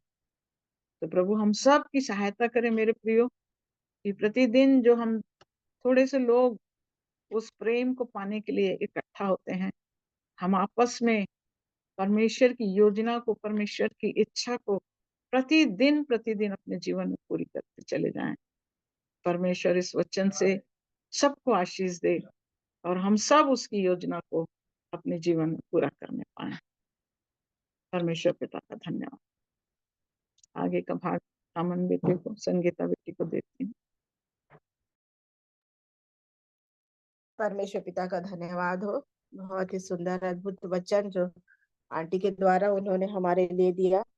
सचमुच में फिर से हमको अपने जीवन को देखने की आवश्यकता है कि प्रभु ने मुझे संसार में रखा है, तो मैं कैसे उसकी इच्छा को पूरी कर रही हूँ कि नहीं। बहुत ही अद्भुत वचन आज फिर से प्रभु ने दिया। मैं प्रभु का हृदय से धन्यवाद करती हूँ और आंटी जी का भी धन्यवाद करती हूँ कि मैं जो आशीष वचन के द्वारा पाया और बहुत ही सुंदर तरीके से हमारे मध्य रखा। मैं धन्यवाद करती हूँ आंटी जी का। आइए हम अंतिम प्रार्थना में जाएंगे और हमारे बीच बबली दीदी जुड़े हैं। मैं उनसे निवेदन करूंगी अंतिम प्रार्थना में अगुवाई करने के लिए। और दीदी विषय कुछ विषय है बीमार हमारे मध्य हैं, उनके लिए प्रार्थना करेंगे। बहन सुनीता के लिए उनका रिपोर्ट क्या आया है मुझे नहीं पता, पर वो बोल रही थी कि डेंगू का टेस्ट हुआ है, उसका रिपोर्ट आया है कि नहीं मालूम। तो उसके लिए प्रार्थना करेंगे। और विनीता दीदी का पहले से बहुत ही बेहतर है, वो डिस्चार्ज होके घर आ गई हैं और जांजगीर से वो चांपा भी पहुंच गई हैं। सो मैं प्रभु का धन्यवाद करती हूँ, और आप सब ने उन्हें प्रार्थना में उठाया और प्रभु ने उन्हें चंगाई दिया। थोड़ी बहुत तकलीफ है शरीर में, प्रभु उसके लिए भी दया करे और उसके द्वारा, वो चंगाई के द्वारा प्रभु को धन्यवाद दे सके और सचमुच में आत्मिक चंगाई को भी पाने पाए। और मैनू दीदी के लिए और अनाया बेटी के लिए भी प्रार्थना करेंगे। और सबसे बड़ी बात, जो वचन हम सुने हैं वो अधिकाई से हमारे हृदय में बसा रहे, और प्रभु हमारी सहायता करे अपनी आत्मा की अगुवाई के द्वारा कि हम परमेश्वर की इच्छा में चलने पाए। ये हमारे लिए अपने आप में असंभव है, लेकिन प्रभु के लिए सारी बातें संभव है। जब हम अपने जीवन को उसके हाथों में दे देते हैं, हम अपना मिट्टी भरा जीवन, तो वो कुम्हार जो बहुत ही सुंदर बर्तन बना सकते हैं। सचमुच में प्रभु सहायता करे। और भी आप सभी के पास विषय होगा प्रार्थना का तो रख सकते हैं। भाई अनिमेश के लिए भी कि जल्दी से जल्दी उनकी रिकवरी हो, जो चंडीगढ़ में है, के लिए भी प्रार्थना करें। हाँ जी जी जी, अनिमेश भाई के लिए भी प्रार्थना करेंगे। शेखर भैया के लिए, शेखर भैया के पापा के लिए। जी जी जी, और हाँ कल कल ही उनको लाए थे हॉस्पिटल। अब मैं नहीं आज मेरा ओटी था करके मैं नहीं जा पाई, और पता नहीं उन अपोलो ले जाने वाले भी थे। मैं नहीं जान रही हूँ कि क्या हुआ, मैं पूछ भी नहीं पाई। सो सारी विषयों को लेकर मैं बबली दीदी से निवेदन करूंगी प्रार्थना करने के लिए। फिर हम सब एक साथ प्रभु की प्रार्थना करके आज की मीटिंग को समाप्त करने पाएंगे। सोनू, विनीता दीदी कौन है? रजनी दीदी, मेरी जेठानी अच्छा, दीदी। हाँ रजनी भाभी ना, चल। हाँ उनका जी मेरे को जी जी पता था, विनीता नाम मेरे को उनका नहीं मालूम। जी आइए हम जी। प्रार्थना करेंगे। हमारे जीते और सच्चे अनुग्रहकारी परमेश्वर पिता जी, अपने एकमात्र उद्धारकर्ता मुक्तिदाता पवित्र प्रभु यीशु मसीह के नाम से आपके चरणों में आते हैं प्रभु जी। धन्यवाद देते हैं सारी आशीषों के लिए, आपके प्रेम के लिए प्रभु, जो वर्णन से बाहर है। आपके उस अनुग्रह के लिए धन्यवाद देते हैं जिसमें आपने हमको शामिल किया प्रेमी परमेश्वर पिता। आपने जो उद्धार का कार्य हमारे जीवन में आरंभ किया है पिता, दया करे कि इसको हम डरते और कांपते हुए पूरा कर सकें परमेश्वर पिता। उस पवित्रता और सिद्धता की खोजी हो सके प्रभु जी, जिसके बिना कोई आपको देख भी नहीं सकता प्रभु जी। आपसे यही विनती और प्रार्थना करते हैं प्रभु। आपने ही ये जीवन हमें दिया है, इन बातों को हम पर प्रकट किया है प्यारे परमेश्वर पिता। इस जीवन के मार्ग में चलने में सहायता कीजिए, आपका भला आत्मा, आपका जीवित वचन प्रभु हमारी सहायता और अगुवाई करने पाए प्रभु जी, कि हम दिन प्रतिदिन वैसा बन सकें जैसा आप हमको बनाना चाहते हैं प्रेमी परमेश्वर पिता। आप हम में से प्रत्येक की दशाओं को जानते हैं परमेश्वर पिता। हाँ प्रभु जी, आपकी आंखें हमें नित देखते रहती है, निहारते रहती है परमेश्वर पिता। आपके सहायता के हाथ के लिए आपको धन्यवाद देते हैं कि आप हमारी सहायता के लिए निरंतर प्रभु जी आपके हाथ बढ़े रहते हैं परमेश्वर पिता। आपसे यही विनती और प्रार्थना है, जिन वचनों से आप हमें चिताते हैं प्रभु, उसके अनुसार चलने में आप सहायता करिए परमेश्वर पिता। हम उनके समान न हो जो अपने आप को धोखा देते हैं प्रभु जी, की हम सिर्फ सुनने वाले न बने, परंतु आपके वचन के अनुसार चलने वाले बन सकें। प्यारे परमेश्वर पिता, आप ऐसी दया करें। आपने हमें ये अवसर दिया प्रभु जी, हमें स्वस्थ भला चंगा रखा, आपको धन्यवाद देती हूँ प्रेमी परमेश्वर पिता। जो विषय हमारे समक्ष आए हैं प्रभु, आपके समक्ष रखते हैं परमेश्वर पिता। आपसे चाहते हैं प्रभु कि आप चंगा या शिफा प्रदान करें परमेश्वर पिता। प्रेमी प्रभु जी, विनती करती हूँ नाना जी के लिए परमेश्वर पिता, जिनको कि कल एडमिट किया गया प्रभु, आपसे विनती करती हूँ प्रभु यीशु मसीह के नाम में उनको चंगा या शिफा मिलने पाए। जो भी उनको डॉक्टर्स एग्जामिन करते हैं, जो नर्सेस, और जो भी उपचार उनका होता है प्रभु जी, उस पर आपकी आशीष हो परमेश्वर पिता। आप चंगा या शिफा प्रदान करें प्रेमी परमेश्वर पिता। जो उनकी सेवा करते हैं प्रभु जी, प्रत्येक को आशीषित करें परमेश्वर पिता, आप सहायता करें प्रेमी परमेश्वर पिता जी। धन्यवाद देती हूँ सुनीता बहन की, आपने सहायता की प्रभु जी। और जो भी उनका प्रभु जी टेस्ट हुआ है प्रभु, उस रिपोर्ट के लिए हम आपसे विनती करते हैं परमेश्वर पिता, दया कीजिए कि उनका डेंगू प्रभु नेगेटिव आने पाए और बहन पूरी चंगाई शिफा को प्राप्त कर सकें प्रभु। यह वराफा अपने हाथों को बढ़ाएं प्रभु, दया करें प्रभु जी। प्रेमी प्रभु भी धन्यवाद देती हूँ रजनी भाभी के लिए प्रभु, आपने उनकी भी सहायता की जबकि वो उस बुखार से पीड़ित थी परमेश्वर पिता, लेकिन धन्यवाद देती हूँ कि आपने उन्हें संभाला है प्रभु। उनके पूरे परिवार पर आपकी करुणा हो प्रभु जी, आपके नाम उस घर में भी महिमा पाए परमेश्वर पिता जी, आपके नाम के लिए वो जीते जा सकें प्रभु। आप ऐसी दया करें परमेश्वर पिता, केवल शरीर की नहीं परंतु आत्मा की चंगाई प्रभु जी आप उन्हें प्रदान करें और वो अपने पूरे घर आने के लिए उद्धार का द्वार बन सके पिताजी, आप दया करें। मेरे प्रेमी परमेश्वर पिताजी, मैं धन्यवाद देती हूँ, अपने मैनू को भी संभाला है प्रभु जी, उसके को भी जो फीवर आ रहा है परमेश्वर पिता आप चंगाई और शिफा दें परमेश्वर पिता। डॉक्टरों को बुद्धि और ज्ञान दें प्रभु जी कि वो सही डायग्नोसिस हो सके और वो सही इलाज उसका हो सके। अनाया बेटी के लिए विनती करती हूँ परमेश्वर पिता, आपने उसे बीते दिनों संभाला प्रभु जी, आपके उस आश्चर्य कर्म को हमने अपने जीवन में देखा है प्रभु। और भी प्रभु जी जो उसके हाथ में प्रॉब्लम है, आपसे विनती करते हैं परमेश्वर पिता कि वो पूर्णतः भली चंगी हो सके प्रभु जी, उस सर्जरी के कारण उसके शरीर में कोई भी प्रभु जी विपरीत प्रभाव ना पड़े प्यारे परमेश्वर पिता, आप ऐसी दया करें प्रभु जी, वो पूर्णतः भली चंगी हो सके। उसकी आंखों के लिए भी विनती करती हूँ प्रभु, उसके लेफ्ट साइड के लिए विनती करती हूँ, आप दया करें परमेश्वर पिता। उस सर्जरी वाले स्थान को भी आपके हाथ में सौंपते हैं, हम दया करें प्रभु। इस बच्ची को कभी कोई भी किसी प्रकार की कमी घटी ना हो परमेश्वर पिता, और वो पूर्णतः स्वस्थ हो सके प्रभु जी। इस पूरे घर आने में परमेश्वर पिता आपके नाम को महिमा मिले परमेश्वर पिता, दया करे कि प्रत्येक की दृष्टि हर पल हर क्षण केवल और केवल आप पर बनी रहे परमेश्वर पिता, आप ऐसी दया करें प्रभु। एलेक्स भाई को उनके परिवार को भी प्रार्थना में उठाती हूँ परमेश्वर पिता कि आप उनके संघर्ष साथ हो परमेश्वर पिता। प्रभु प्रेमी परमेश्वर पिता जी निक्की भाई के लिए विनती करती हूँ प्रभु, आप दया करें प्रभु जी, जो सर्जरी के कारण उनका वुंड जो अभी तक प्रभु जी भर नहीं पाया है, आपसे भी निवेदन करते हैं परमेश्वर पिता, अपने हाथों को बढ़ा दीजिए परमेश्वर पिता और वो फास्ट रिकवरी हो सके परमेश्वर पिता, आप ऐसी दया करें परमेश्वर पिता, आप सहायता करें।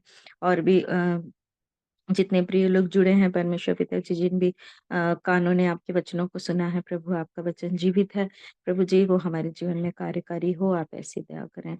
प्रभु आपने सबको संभाला, सुधी ली, आपको धन्यवाद देती हूँ। रूनी के स्वास्थ्य के लिए भी विनती करती हूँ, उसके नेजल फॉलिप के लिए विनती करती हूँ प्रभु, अपने हाथों को बढ़ाकर उसे चंगाई और शिफा प्रदान करें परमेश्वर पिता, आप दया करें। हमारे हर एक परिवार में जितने भी इस देह में परमेश्वर पिता जितने भी हमारे आदरणीय प्रिय लोग हैं प्रभु, हर एक को आपके हाथ में सौंपती हूँ, अपने हर एक भाई बहनों को आपके हाथ में सौंपती हूँ प्रभु, अपने हर एक बच्चों को आपके हाथ में सौंपती हूँ प्रभु जी, दया करें कि हम सब मिलकर प्रभु आप में एक पाए जाएं और हमारी दृष्टि आपकी ओर लगी रहे प्यारे पिता, आपसे आशीषित हो प्रभु और आपके साथ साथ चल सके प्रभु, आपके आगमन को प्रिय जानने वाले हो प्रभु जी, आपके आगमन की तैयारी करने वाले हो प्रभु, आप ऐसी दया करें।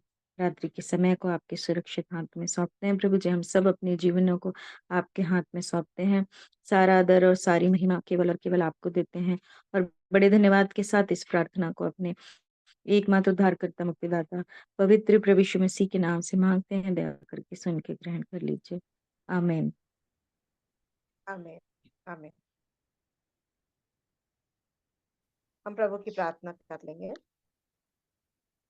हे हमारे हे पिता, हमारे पिता, आप जो स्वर्ग आप में, का नाम पवित्र माना जाए, आपका राज्य, आपकी पूरी स्वर्ग में जैसे स्वर्ग में पूरी होती वैसे वैसे इसमें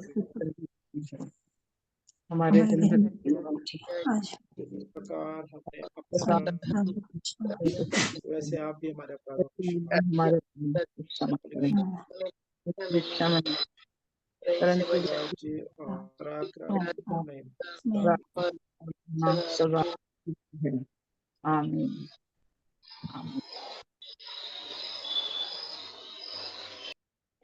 आप सभी का धन्यवाद आज की मीटिंग में जुड़ने के लिए और आदरणीय बेला आंटी जी को बहुत धन्यवाद। आगे का भाग मैं बाबा को सौंपती हूँ। थैंक यू दीदी। तो हम कल फिर प्रभु के दयानुग्रह में संगति में जुड़ेंगे, शाम 7 बजे से प्रार्थना का समय है, 7 से 7:30 और 7:30 के बाद हमारी संगति का समय है। आप सभी आमंत्रित हैं, दूसरों को भी आप आमंत्रित कर सकते हैं। आज बबली दीदी भी जुड़े, बहुत अच्छा लगा। दीदी का आवाज बहुत दिन बाद हम्म। जय मसीह की सबको। जय मसीह की। शालोम। चलो। चलो, चलो, good night. Good good night. Night. Good night, good night. तो मीटिंग एंड कर रहे हैं। हाँ जी, हाँ जी। थैंक यू दीदी।